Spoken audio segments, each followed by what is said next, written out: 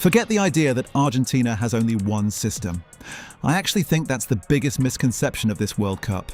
People keep trying to describe Argentina as a 4-4-2 team or a 4-3-3 team. Some even call them a counter-attacking side. But after watching every knockout match, I don't think any of those descriptions are completely true, because every time Argentina play, they look slightly different. Different pressing, different midfield, different defensive line, different tempo, yet somehow the result is almost always the same. And that's what fascinates me. I don't think Argentina are winning because they have the best tactic. I think they're winning because they don't believe in having just one tactic. Most international teams arrive at a World Cup with a clear identity. This is how we play. This is our formation. This is our philosophy. If the opponent forces them away from that identity, they usually struggle. Argentina seems to think differently. They don't start with the question, how do we play? They start with a different one. What does this game need? And I think that's a huge difference, because if you've watched Argentina throughout this tournament, you've probably noticed something strange. No two performances have looked exactly alike. Against one opponent, they're patient. Against another, they're aggressive. Sometimes they build slowly. Sometimes they attack within seconds. Sometimes they defend with numbers. Sometimes they press surprisingly high. It almost feels like you're watching a different team every few days. At first, I thought they were still searching for their best version. Now, I think that's their best version. They're unpredictable by design. And I don't think that's an accident. I think it's the smartest strategy at this World Cup. They play relationships, not positions. One thing I kept asking myself while watching Argentina was, how can the same 11 players look so different from one game to the next? The answer, I think, is surprisingly simple.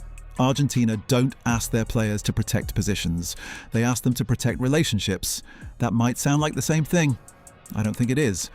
Take Lionel Messi. People always describe him as having a free role, and they're right, but Messi's freedom only works because everyone else understands how to react to it. When he drops deeper, someone immediately threatens the space behind. When he drifts towards the right, the midfield shifts with him. When he slows the attack, someone else increases the tempo. Nobody waits for instructions. The movement feels automatic. And I think that's the biggest reason Argentina are so difficult to play against. Most international teams rely on players staying in certain areas. Argentina seem to rely on players understanding each other, instead of thinking, where should I be? They're constantly asking, where do I need to be now? It's a small difference, but I think it changes everything, because football isn't static. The picture changes every few seconds. The ball moves, the opponent moves, space opens, space disappears. Argentina seem incredibly comfortable changing with it. That's why I don't think they're difficult to prepare for because of one formation. They're difficult to prepare for because the relationships keep changing. One midfielder drops, another pushes higher, a full-back moves inside, a striker drifts wide. The positions change, without the team losing its balance. And that's much harder than it sounds, because one movement always depends on another. If one player goes, someone else has to recognize it immediately. Otherwise, the whole structure falls apart. That's why I don't think flexibility is Argentina's greatest strength. I think it's their understanding. Every player seems to know what the others are about to do. And once I started looking at them that way, I stopped trying to identify the formation. I started watching the connections between the players instead. And honestly, that's where Argentina became much more interesting. They defend space, not possession. This is probably the biggest surprise for me. Most elite international teams try to dominate possession. The stronger team keeps the ball. The weaker team spends most of the game defending. That's what we've become used to. Argentina don't always seem interested in that. Sometimes they're perfectly happy letting the opponent have the ball, not because they can't win it back, because they don't think every possession is dangerous. And I actually think that's an important difference. Watch where Argentina defend, not who they defend, where. If the opponent is passing the ball 40 meters away from goal, Argentina rarely panic. They stay compact, they protect the center, they wait. Because possession doesn't really matter if it isn't hurting you. What matters is progression. The moment the opponent tries to move through the middle, everything changes. Passing lanes disappear. The midfield closes in. The pitch suddenly feels much smaller. It's almost like Argentina are drawing an invisible line. You can keep the ball over there. You're not bringing it through here. And that's why I don't think they're trying to defend possession. They're defending access. Access to dangerous spaces, access to the central corridor, access to the areas where matches are usually decided. The more I watched, the more obvious it became. Argentina aren't chasing the ball. They're controlling where the ball is allowed to go. That's a very different way of defending. Because if you can control the space, you eventually control the decisions. And once the opponent runs out of good decisions, mistakes become inevitable. For me, that's one of the smartest parts of Argentina's strategy. Not having more possession, making sure the opponent's possession doesn't actually mean anything. Scaloni coaches the match, not a philosophy. This is probably the biggest compliment I can give Lionel Scaloni. I don't think he's obsessed with imposing an identity. I think he's obsessed with solving problems. And the more I watched Argentina, the more obvious that became. Most coaches spend years building one way of playing, one formation, one pressing structure, one build-up pattern. Then they spend years trying to perfect it. There's nothing wrong with that. Some of the greatest international teams ever had a very clear identity. You knew exactly what Spain were going to do. You knew what Germany wanted. You knew what France looked like. I'm not sure you can say the same about Argentina, because every knockout match has asked them a different question, and every time they've answered it differently. Cape Verde defended deep. Argentina became more patient. Egypt wanted chaos. Argentina slowed the game down. Switzerland stayed compact. Argentina stretched the pitch. England looked comfortable after halftime. Argentina changed the picture completely. That's not coincidence. That's preparation. I think Scaloni goes into every match expecting his first idea to evolve, and that's a really unusual mindset. Most coaches change because they have to. Scaloni seems to change because he wants to stay ahead of the game. That's why I don't see Argentina's substitutions as emergency decisions. I see them as part of the original plan. They're not just replacing tired legs, they're changing the questions the opponent has to answer. And I think that's what makes Argentina so difficult to play against. You don't spend 90 minutes facing the same team. You spend 90 minutes facing different versions of it. The players stay the same, the shirt stays the same, but the game keeps changing. And by the time you've adjusted, Argentina are already thinking about the next adjustment. That's why I don't think Scaloni's greatest strength is his tactics. I think it's his timing. Knowing when to change the game can be just as important as knowing how to change it. And throughout this World Cup, I don't think anyone has managed that better. They use the opening minutes to gather information. There's one thing I kept noticing throughout Argentina's knockout run. They almost never looked desperate to take control immediately. At first, that confused me. Because when people talk about favourites, they usually expect them to dominate from the first whistle. Argentina didn't always do that. Some matches started slowly, some looked balanced, some even looked uncomfortable. At first, I thought that was a weakness. Now, I think it was part of the plan. I don't think Argentina were trying to win the first 20 minutes.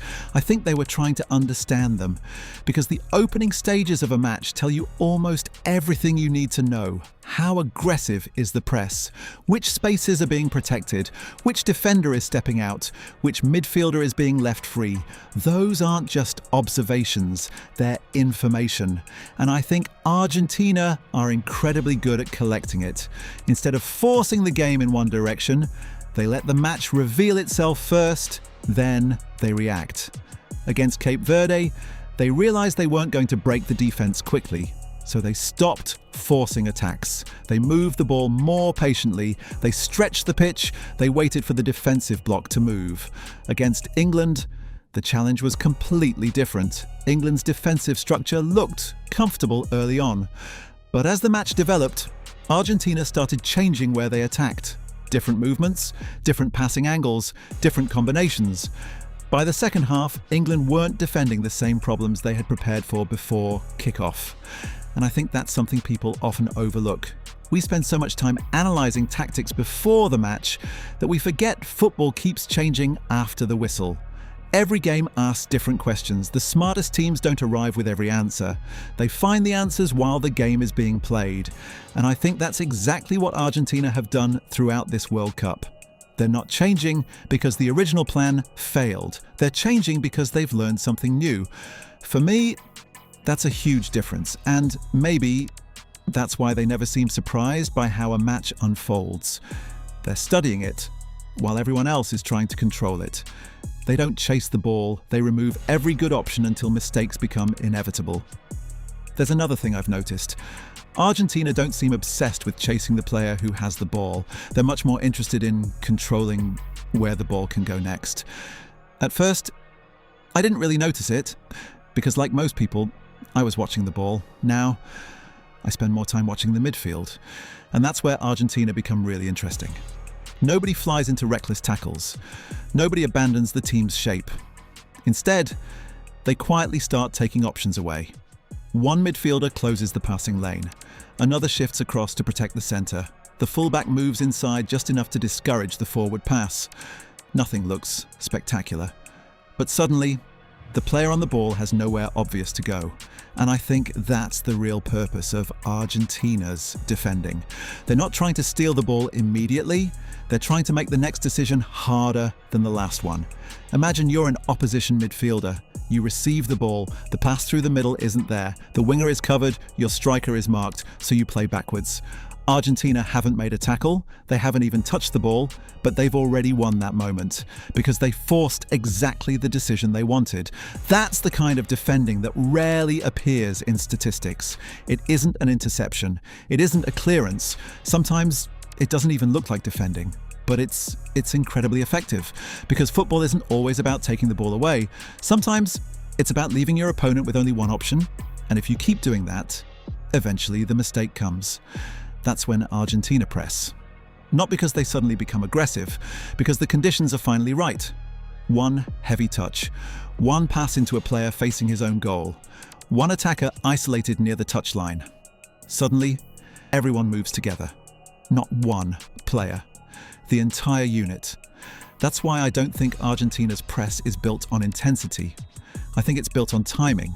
They don't press every moment, they press the right moment. And that's much harder to play against because by the time the opponent realizes the trap is closed, it's already too late. Their substitutions don't just add fresh legs, they force opponents to solve a completely new tactical puzzle.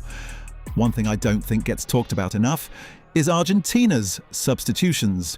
Most people judge a substitution by one thing. Did the player score? Did he get an assist? If the answer is no, the substitution usually gets forgotten. I think that's the wrong way to look at it, because with Argentina, the game often changes before the substitute even touches the ball. Think about it. For 70 minutes, the opposition defenders have been learning. They've learned which striker drops short, which winger wants the ball to feet, which midfielder likes to turn inside. They've started recognizing patterns. Then, Scaloni makes a change, and suddenly, those patterns disappear. Not because the quality is different, because the questions are different. Take Julian Alvarez and Lautaro Martinez. They're both centre forwards, but they don't ask defenders to solve the same problem.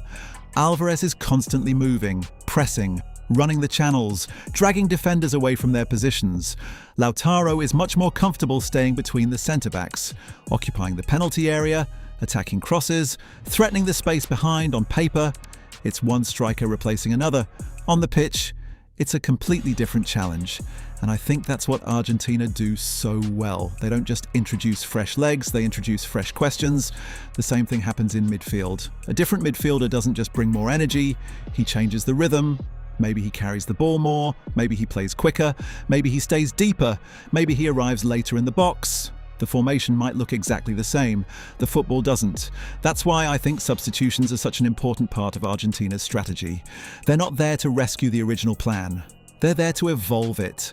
And that's a really important distinction, because football matches don't stay the same for 90 minutes. The spaces change, the tempo changes, the opponent changes. Argentina seem to expect that. Instead of waiting for the match to surprise them, they're usually the first team to introduce something new. And I think that's why their substitutions feel so effective. Not because every substitute changes the score, because almost every substitute changes the game.